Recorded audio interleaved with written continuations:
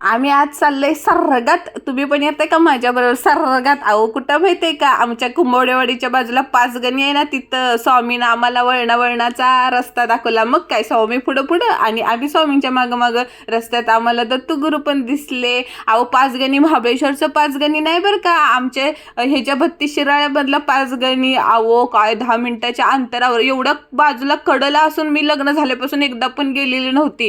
कारभाऱ्यांच्या मागं रडून रडून म्हटलं मला आज बघायचंच आहे पाचगणी.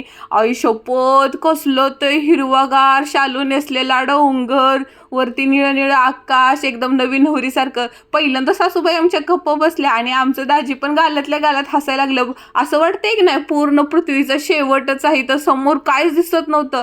शिरसटवाडी पर्यटन स्थळ ह्या पॉईंटचं नाव होतं. मग काय अशा ठिकाणी गेलोय, मग काय आम्ही तिघी काय गप्प बसणार आहे का? आम्ही नंदा भाऊजा खच्चून फोटो काढले. महिनाभर आता तुम्हाला हेच फोटो बघायचे.